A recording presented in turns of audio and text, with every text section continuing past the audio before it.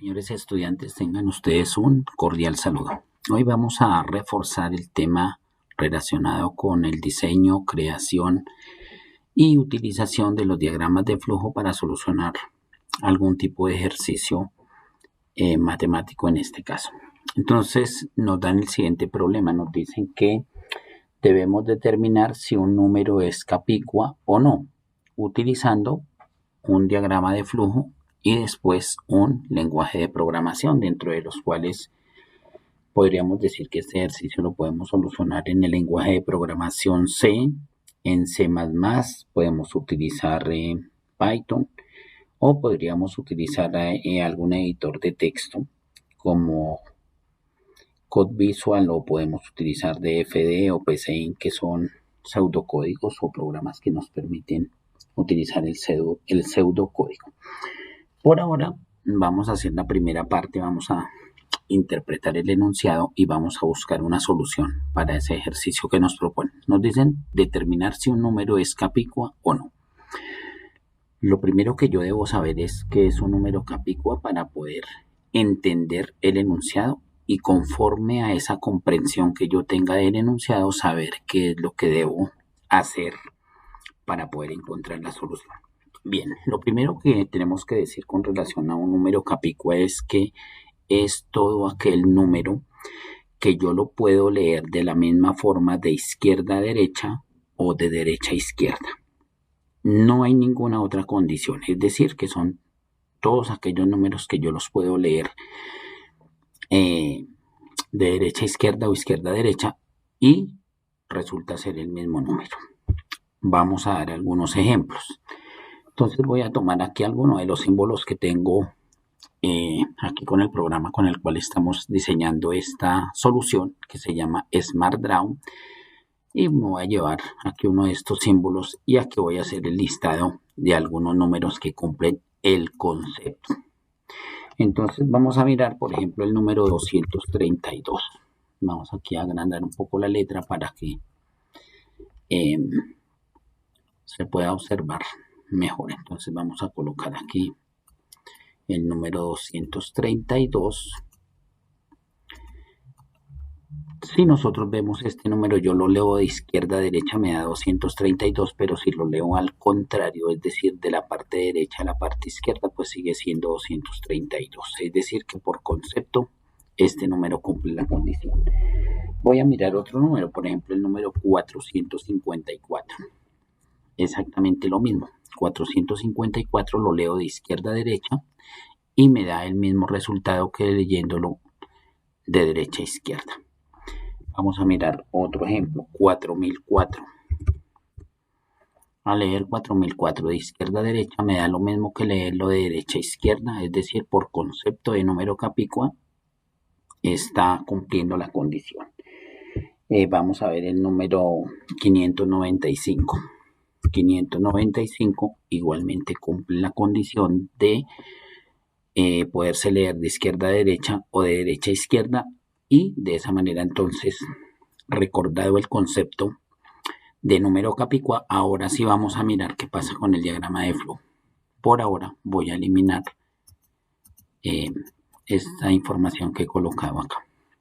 Entonces nos vamos a los diagramas de flujo y lo primero que yo tengo que recordar, repasar o aprender es que todo diagrama de flujo siempre se inicia con un óvalo y la palabra inicio. Eso es lo primero que yo debo entender cuando me ponen a solucionar, a interpretar o a dar algún tipo de respuesta con relación a diagramas de flujo. Y segundo, todo diagrama de flujo termina o concluye también con un óvalo que dice fin. Eso es una característica, una condición necesaria en todo diagrama de flujo. Segunda situación, para pasar de un símbolo a otro, siempre mi conector va a ser una flecha. Y esa flecha debe tener un sentido, debe tener una dirección. Estas flechas pueden ir hacia abajo, hacia la izquierda, hacia la derecha, y en algunos casos pues necesito devolverse, especialmente cuando trabajo ciclos, debo devolver la flecha, pues según como ustedes observan aquí, donde estoy mostrando la flecha que me está indicando hacia arriba. Es decir, que aquí estamos dentro de un ciclo, pero bueno, eso ya lo voy a explicar más adelante.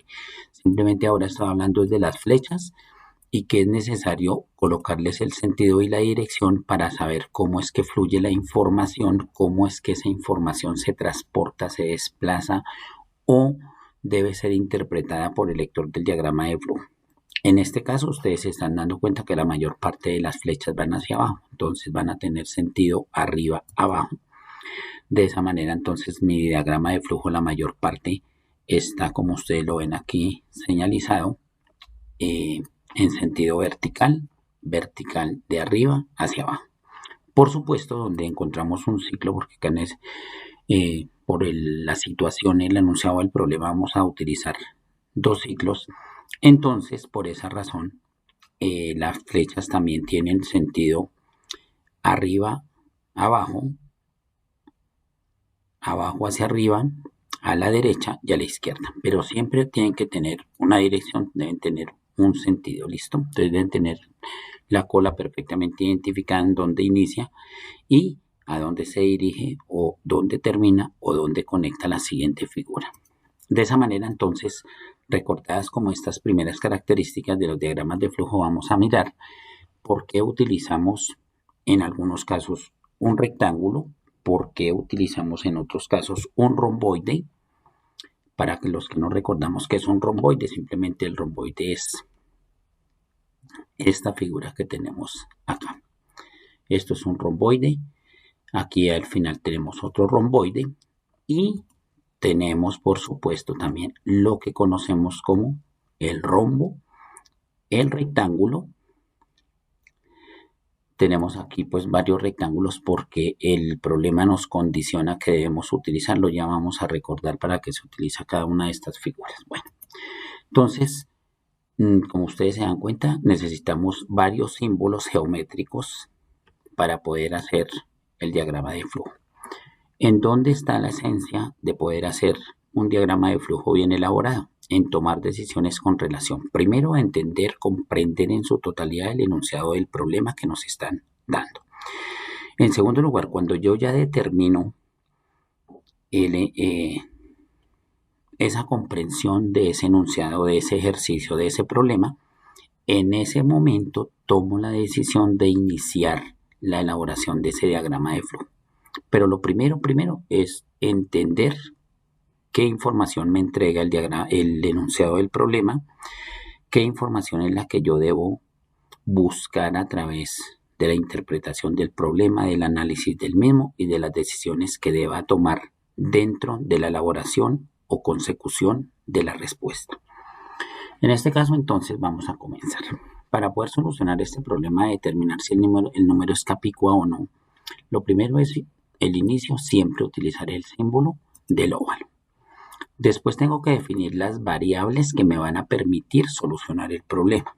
Entonces, en este caso, la definición de las variables las ubico dentro de un rectángulo. En este caso, yo he tomado la decisión de tener la variable i, la variable n, la variable d, que van a ser de tipo entero, es decir, van a ser de tipo numérico y numérico entero, porque también podría ser numérico real. Para efectos del problema lo vamos a tomar como entero. Y voy a tomar la respuesta que yo tengo que entregar si el número al ser evaluado a través del diagrama de flujo es capicúa o no, R, y va a ser una cadena. Entonces tengo 4 variables definidas desde el inicio. Y esas variables siempre las tengo que colocar dentro del rectángulo. Una vez yo ubico ya mis variables, entonces el paso a seguir es definir qué voy a hacer con esas variables. Entonces lo primero es leer n, es decir, que la primera variable que va a ser trabajada va a ser la variable n dentro de ese diagrama de flujo y va a ser la entrada. Es decir, a mí como usuario me corresponde ingresar un número para ser evaluado. ¿Dónde va a ser almacenado ese número que yo necesito que sea evaluado? Dentro de la variable n. Es decir, n va a ser una de mis variables, pero el trabajo que va a tener esa variable o la función que va a cumplir esa variable es la de almacenar el número que el usuario digite por teclado o ingrese por pantalla para poder ser evaluado. Y después entonces el flujo de información me dice que seguimos en sentido jerárquico de arriba hacia abajo a través de las flechas que me están indicando. Entonces, después de esta situación, entonces iniciamos el proceso. Y aquí lo que estoy diciendo es que T y N van a estar relacionadas. Ustedes dirán, pero usted no definió T arriba. No está definido como variable, no hay necesidad de definir T como variable. Estoy haciendo acá una equivalencia de T y N. Y después de que hago esa equivalencia, entonces digo lo siguiente. Entonces entramos a preguntar.